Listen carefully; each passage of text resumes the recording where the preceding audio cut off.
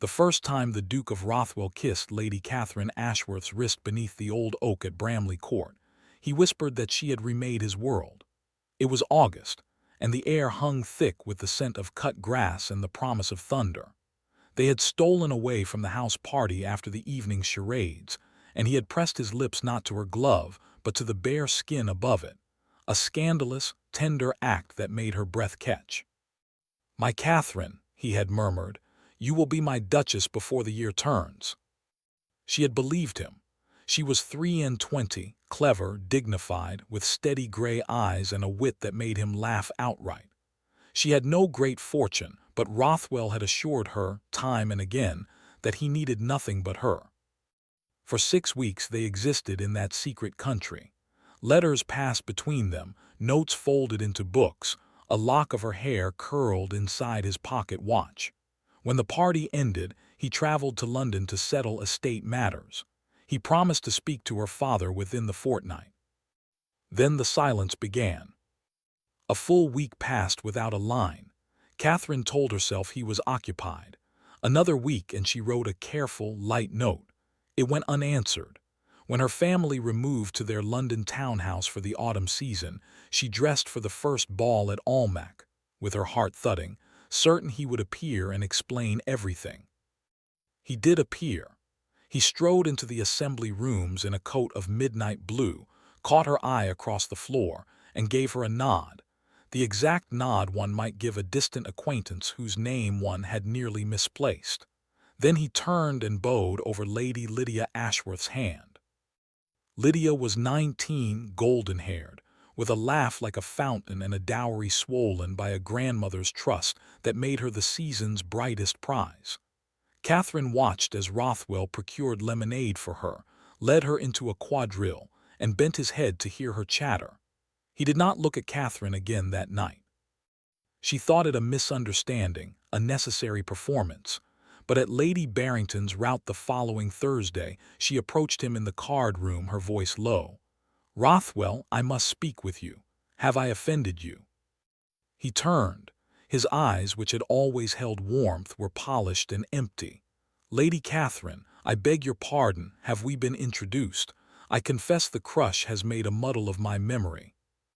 The ground seemed to tilt. "We walked every morning at Bramley," she said, struggling to keep her tone even. "You gave me a ring of braided grass, you said." A faint, dismissive smile. "I fear you have confused me with another gentleman. Now, if you will excuse me, I am engaged to escort your sister to the refreshment table." He walked away and left her standing among the chaperons, her face stiff, her gloved fingers digging into her palm. She did not cry. She did not flee. She remained for another hour, danced a country dance with an amiable squire, and returned home with her spine erect. Only when her bedroom door was bolted did she press her fists against her mouth and let the soundless shaking take her. The announcement of his betrothal to Lydia appeared in the Morning Post 10 days later. The notice praised the match's prudence, the bride's considerable expectations. Catherine read it at the breakfast table, folded the paper, and asked her mother if she might accept Aunt Forsyth's invitation to Bath. Her mother, who understood everything, merely nodded. On the day she departed London, the city lay under a gray drizzle. The carriage wheels sloshed through mud. Catherine looked back only once, at the rooftops receding, and made herself a vow. She would not return as the woman who had been forgotten. She would return as someone else entirely, or not at all. The road stretched ahead.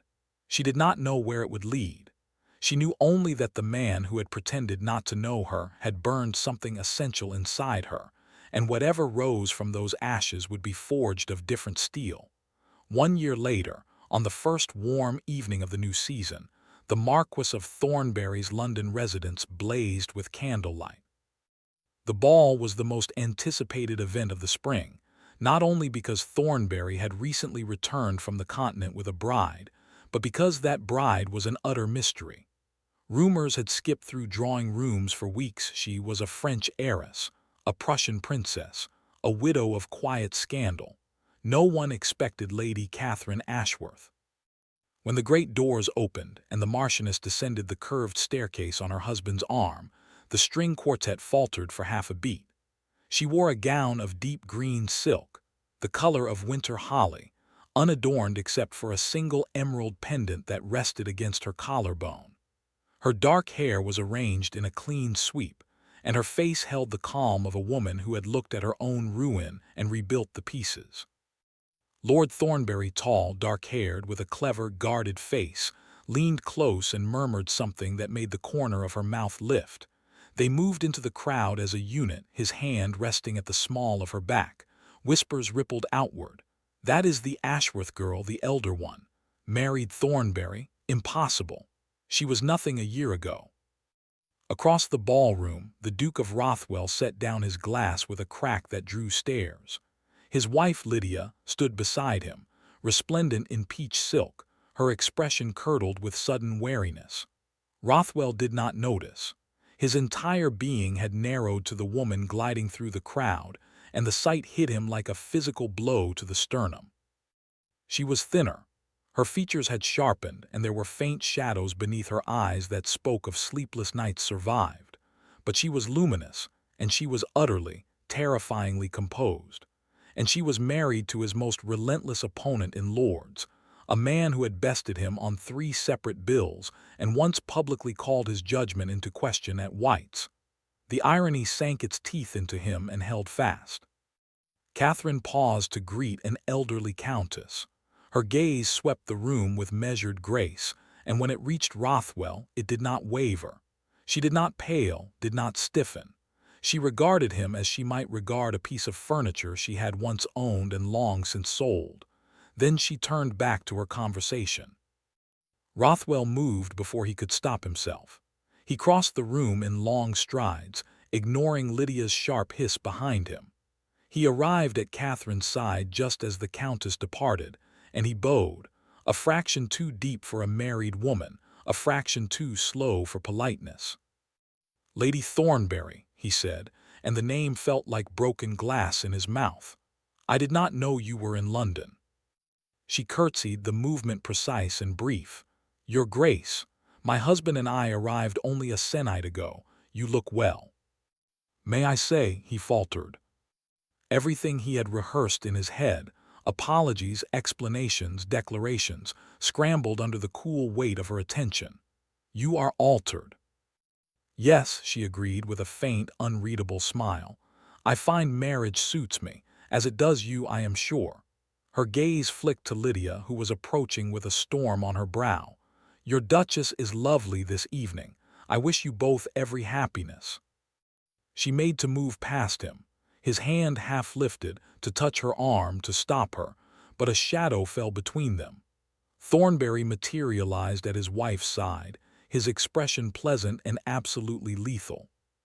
"Rothwell," said the Marquis with a nod that conveyed no warmth, "I see you have met my Marchioness. We are so grateful to you, truly." The Duke's jaw tightened. "Grateful." Catherine placed her hand on her husband's sleeve, and her smile deepened, turning inward toward some private satisfaction. "The Duke did me a great service last season," she said, her voice carrying just far enough to be heard by the nearest cluster of guests. "He failed to recollect our acquaintance. Had he remembered, I might have made a far less advantageous match. As it stands, I owe my present happiness to his astonishing forgetfulness." The words landed like perfectly aimed darts. Rothwell's face drained of color. Thornbury's eyes glinted with something that might have been admiration. And Lydia, arriving in time to catch the tail of the sentence, went rigid with humiliated fury. "Come, darling," Catherine said to her husband. "I believe you promised me a turn about the terrace before the next set." They walked away. Rothwell stood motionless, the noise of the ballroom rushing back like a tide. He watched the green silk hem disappear through the terrace doors, and he understood for the first time that the world did not bend to the will of a duke, not always and not any more. The days that followed unspooled in a haze of torment. Rothwell attended the required functions: a levee, a concert at Hanover Square, a dinner at Lord Melford's, but his mind remained trapped in that moment on the staircase. Catherine's face haunted him. The quiet weight of her words echoed in the chambers of his skull. He had spent a year convincing himself he had acted out of necessity. His estate had been bleeding tenants, his ancestral roof was rotting, and Lydia's money had seemed the only rope to pull him from the pit. He had told himself Catherine would forget him. He had told himself the attachment had been a summer fancy, that she would marry some country squire and be content. He had been catastrophically wrong. His marriage to Lydia had curdled within weeks. She was beautiful and brittle, and when she sensed his heart was elsewhere, she had always sensed it, he understood now. Her sweetness hardened into something grasping and suspicious. They occupied separate bedchambers, spoke in clipped sentences, and performed their union in public like actors who loathed the play. Now she watched him with a hunter's vigilance, and every flicker of his attention toward her sister tightened the wire between them. At the Melford dinner, he found himself seated 3 chairs from Catherine. Thornbury was at the far end of the table, engaged in a low, intense discussion with a minister. Catherine ate sparingly, spoke little, and when the ladies withdrew, she left a silence behind her that felt like a wound. He excused himself and found her in the conservatory, standing before a lemon tree in a blue dress the shade of evening mist. She heard his footsteps and did not turn. "You should not be here," she said. "I had to speak with you," his voice rasped. "Please, 5 minutes." She turned then, and the look in her eyes was not anger. It was weariness, the deep exhaustion of someone forced to revisit a chapter she had already closed. "Say what you must, then." He swallowed. "I did not forget you, not for a moment. I convinced myself you would be better without me, that I was doing the honorable thing by letting you go. The estate required funds. My duty required Lydia's portion. I thought if I pretended we had never, if I made you believe I did not remember, you would hate me cleanly and move on. I did not imagine you would marry him." A long pause. A petal dropped from the lemon tree and landed soundlessly on the tiles. "You gave me a ring of braided grass," Catherine said quietly. "You told me I would be your duchess. You let me stand in a ballroom and beg you to remember me while you looked through me like a window, and you call that honorable." "I was a coward." "Yes," the word was a blade but delivered without heat. "You were a coward. You chose convenience over courage, and you dressed it in duty. I have no interest in punishing you for it, Rothwell. I simply have no interest in you at all." She moved to pass him. He stepped into her path, desperation clawing up his throat. "I love you. I have never stopped. I have spent every day of this last year aching for the sound of your voice." Her expression did not change. "Then you know something of what I endured. I am sorry for your ache, truly. But forgetting is a choice, Your Grace. I made mine. I chose my husband. I chose this life. I suggest you do the same with yours." She walked out of the conservatory, her skirts whispering on the stone, and he did not follow. He stood beneath the lemon tree, breathing in the sharp citrus scent, and felt the full, ruinous weight of what he had thrown away. Later that night, Lydia confronted him in their carriage. Her voice was low and venomous. "You made a fool of me tonight. Everyone saw you chase after my sister like a hound." He turned his face to the dark window. "Lydia, I am tired." "You are tired. I am the duchess of a man who cannot look at me without seeing her ghost. Do you think I do know? Do you think the servants don't talk? She is married to Thornbury and you still pant after her like a mooncalf. It is pathetic." He said nothing. The carriage rattled on, and somewhere in the fashionable streets, Catherine lay awake in her husband's house, staring at the canopy, forcing her heart to stay still. Thornbury learned of the conservatory incident from his own butler, who had been informed by a Melford footman. He listened in his study, his face giving away nothing, and when the report was finished, he simply nodded and dismissed the man. Then he sat for a long time, turning a letter opener over in his hands. He had known when he married Catherine that she carried a wound. She had been honest with him during their courtship in Bath, not with details but with a quiet admission that she had been deeply hurt by someone she trusted. He had not pressed. He had his own history, his own scars from a first marriage ended by fever, and he had recognized in her a fellow survivor. Theirs was a union of mutual respect, companionship, and the slow, careful construction of affection. He had not expected to love her. He was beginning to, and that realization made his voice very calm when he found her in the drawing room the next afternoon. "Rothwell spoke to you alone last night," he said, settling into the chair opposite hers. "Did he distress you?" Catherine looked up from her book. "He distressed himself. I am quite well. I will speak to him." "I wish you would not." Nevertheless, he stood, adjusted his cuffs, and bent to press his lips to her forehead, a gesture that had become habitual and one that she had come to wait for. "He needs to understand that you are not a territory to be contested. You are my wife, and I protect what is mine." He found Rothwell at White that evening, seated in a leather chair by the fire with a brandy he had not touched.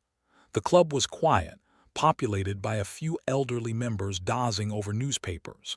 Thornbury did not raise his voice.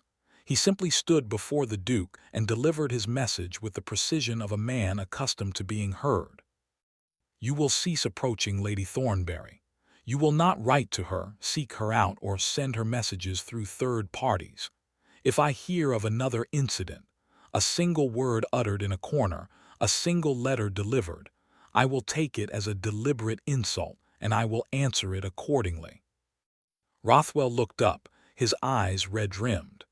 "You think you can forbid me from speaking to a woman I have known longer than you? I think you forfeited any claim to her acquaintance when you humiliated her in front of half the ton. She does not want your attentions. She has told you so. The fact that you persist tells me you respect neither her wishes nor her marriage. That ends now." The older members were pretending not to listen. Rothwell's grip on his glass tightened. "And if I refuse?" Thornbury's smile was thin and utterly cold. "Then we shall have a very public disagreement and you will lose. You are already losing. The whispers have started. People remember how you treated Lady Catherine before your engagement to her sister. It would take very little to turn that memory into a scandal that buries you. I have no desire to do it for her sake, not yours. But do not test me." He left before Rothwell could reply. On the walk home, the night air cool on his face, he allowed himself a flicker of grim satisfaction. He had not married Catherine to wage a war, but he would wage one if necessary. Meanwhile, in a cramped servants' quarters in the Rothwell townhouse, a lady's maid with a grudge against her mistress was packing her bags. Lydia, in a fit of pique, had dismissed the girl for a minor transgression. The maid, burning with resentment, slipped a packet of letters into her valise before she left, letters tied with a faded ribbon, written in a bold, aristocratic hand, addressed to a Lady C.A. from a man who signed himself yours unto death, R. The letters had been hidden in the Duke's study, and the maid had found them while cleaning. She did not know their full worth yet, but she knew enough. Within a week, they would surface, and the careful edifice of everyone's pretenses would begin to crack. The letters appeared in the scandal sheets on a Tuesday. Certain ducal correspondence of a highly intimate nature has come to light, revealing a passionate attachment predating the nobleman's marriage to his current duchess. The recipient of these missives is now a married lady of considerable standing, which renders the discovery both delicate and delicious. The town erupted. Speculation narrowed quickly. Rothwell's hand was distinctive, and Lady C.A. could only be one woman. By Thursday, Catherine's name was being murmured behind fans and over tea trays. Reporters loitered near Thornbury House. Invitations to their planned engagements were not rescinded, but a few arrived with hesitation. Catherine received the news in her morning room, wearing a dressing gown of sober gray. Thornbury handed her the paper and watched her read. Her hands did not tremble. When she finished, she folded the paper neatly and set it aside. "I will not hide," she said. "I will not issue denials or weep to my acquaintances. I did nothing wrong." "You did nothing wrong," he agreed. "But the world will punish you anyway if you let it. Allow me to manage this." He managed it with a series of quiet conversations, a few well-placed reminders of debts owed, and the implicit threat of his political machinery. Within days, the papers found other stories to chase, but the private damage was done. Lydia came to Catherine's house on Friday, uninvited, in a gown of dramatic violet. She swept into the drawing room and launched her attack before the door had closed. "You planned this. You kept those letters to ruin me. You have always hated me because he chose me." Catherine remained seated. "I did not keep them. I returned every letter he sent me long before I left for Bath. Whatever has surfaced came from his household, not mine." "Liar," Lydia's voice cracked. "He cannot stop thinking about you. Our marriage is a tomb because of you. Do you enjoy that?" A long silence. Then Catherine rose, her posture straight, her voice level. "I take no pleasure in your unhappiness, Lydia. I did not seek your husband's attentions then, and I do not seek them now. I want only to be left in peace with my own. I suggest you look to your own house instead of blaming mine." Lydia stared at her, chest heaving, and for a moment something broke in her expression, a flash of genuine misery beneath the rage. Then she turned and swept out, leaving a trail of expensive scent behind her. That evening, at a musicale hosted by the Dowager Lady Kenwick, the tension reached its peak. Catherine and Thornbury arrived late, and the room shifted. Lydia was already there, her eyes glittering with barely contained fury. During a soprano's aria, Lydia's voice cut across the quiet, carrying to every corner. "It is a curious thing, is it not, when a woman marries a man's rival simply to spite him? One might call it pathetic." The silence that followed was suffocating. The singer faltered. Lady Kenwick's mouth opened in dismay. Catherine turned her head, met her sister's gaze across the room, and said nothing, not a word. She simply held the look with a calm so profound, so utterly unmoved, that it was Lydia who dropped her eyes first. Thornbury placed his hand over Catherine and held it. Across the assembly, Rothwell stood frozen, watching his wife's humiliation, watching Catherine's quiet victory. He felt a surge of something that was not triumph and not sorrow, but a terrible, clarifying grief. She had become untouchable, and he had been the one to teach her how. He left the musicale early, returned to his empty study, and wrote 2 letters. The first was to his solicitor, instructing him to draw up papers granting Lydia a generous settlement if she wished a formal separation. The second was to Thornbury House, requesting permission to call on the Marquis the following afternoon. He had one thing left to do, and it would cost him everything that remained. The door to the Marquis's study was oak and iron-bound, and Rothwell felt its weight as it swung open. Thornbury stood behind his desk, arms folded, suspicion etched into the lines of his face. Catherine was not present, or so Rothwell believed. He declined the offer of a chair. "I have come to make a proposal," he said. "The letters that have caused such trouble were mine. The fault is mine alone. I will write a public statement to be printed in every paper of note, confessing that I courted Lady Catherine before my marriage, that I broke it off through cowardice, and that she has conducted herself with nothing but propriety. I will name myself as the author of the letters, state plainly that she returned them and wished no further contact. I will accept whatever ruin follows." Thornbury regarded him for a long, measuring moment. "That will destroy you, your political standing, your reputation, possibly your marriage if it survives at all." "I am aware." Rothwell's voice was steady, though it cost him effort. "It is the only currency I have left. I am asking nothing in return. I do not expect her forgiveness. I do not expect to ever speak to her again. I merely wish to make this right if such a thing is possible." A rustle of fabric came from the doorway behind him. Rothwell turned. Catherine stood there, her face pale but composed. She had been in the adjoining library, and the connecting door stood ajar. She must have heard every word. "You will not do this," she said. "Catherine, you will not." She stepped fully into the room, and her voice was soft but unyielding. "A public confession would destroy Lydia as well. Whatever has passed between us, she is my sister. I will not see her dragged through the press because you seek to ease your conscience." It is not my conscience I am thinking of. I know what you are thinking of. She crossed to stand beside her husband, not behind him but beside him, a partner.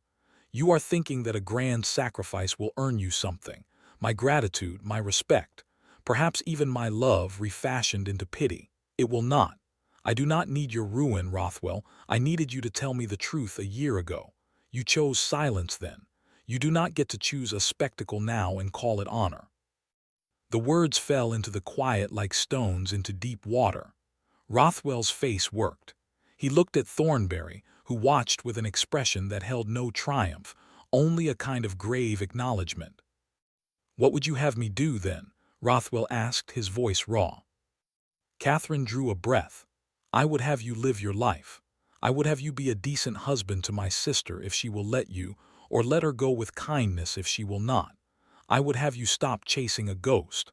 I forgave you months ago, in the quiet of my own heart, because carrying resentment was a heavier burden than I could bear. I ask you now to accept that forgiveness and walk away." He looked at her, truly looked, perhaps for the first time since the house party, without the haze of want or guilt. He saw the faint lines of strain around her eyes, the steady set of her mouth, the way her hand rested unthinkingly against Thornberry's sleeve. He saw a woman who had rebuilt herself from wreckage, and who owed none of her strength to him. He bowed deeply and formally. "I will trouble you no further," he said, and he meant it. He walked out of Thornberry House into the gray afternoon light. The door closed behind him with a soft, final click. Inside, Catherine turned her face into her husband's shoulder, and for a long while she simply breathed. Lydia left for the continent before the month was out, accompanied by a baronet of dubious reputation and a settlement that ensured her comfort. The scandal around the letters faded, replaced by fresher gossip, and Rothwell began the slow, unglamorous work of living with what he had done. Summer burned low into autumn, and the Thornberrys retreated to their country seat in Kent. The estate was old and beautiful, set among orchards and gentle hills, and Catherine discovered that she could walk its fields without looking over her shoulder. Her days filled with small, ordinary things, overseeing the still-room, reading to her husband in the evenings, learning the names of the tenants' children. One October evening after supper they sat together in the library. A fire snapped in the grate. Thornberry was reading aloud from a volume of Donne, his voice low and rhythmic, and Catherine was half drowsing against his shoulder, lulled by warmth and well-being. A footman entered with a silver tray. A single letter lay upon it. "From His Grace the Duke of Rothwell," the footman announced. Catherine straightened. She exchanged a look with her husband, who set his book aside. She took the letter, broke the seal, and read it in silence while Thornberry waited. The note was brief. Rothwell wrote that he was embarking for India within the week to oversee some distant holdings and to put an ocean between himself and his mistakes. He wished her every happiness. He thanked her for her forgiveness, which he was only beginning to understand. He would not write again. "Be well, Catherine. You deserve the sun, and I gave you rain. I am glad you found your spring." She read it twice, then handed it to Thornberry. He scanned the lines and gave a short nod. "He is finally learning," he said. "Yes," she said, "I think he is." She rose and walked to the window. Beyond the glass, the parkland stretched in shades of amber and rust, and a thin mist wreathed the distant hills. She thought of the girl who had stood in a ballroom and been told she was a stranger, and of the woman she had become in the year since. They seemed now like separate people. Thornberry came up behind her. His arms circled her waist, and she leaned back into the solid warmth of him. "Do you regret any of it?" he asked quietly. "The path that brought you here?" "Not a single step," she said. "I am home." He pressed a kiss to her hair, and they stood together, watching the dusk gather. Far beyond the estate's boundary, on the crest of a hill where the road curved toward the coast, a lone rider sat his horse. The Duke of Rothwell had made a detour on his journey to the docks, though he had promised himself he would not. He could see the warm, yellow squares of the house's lit windows, small and distant as candle flames. He sat for a long time, the wind tugging at his coat. Then he gathered the reins, turned the horse, and rode away into the deepening twilight. He did not look back. The house glowed steady behind him, holding its peace. And inside it, a woman who had once been shattered now rested whole in the arms of a man who had never pretended and never would. The story closed with the soft finality of a door shutting on a room no longer needed. And somewhere, the first stars began to burn.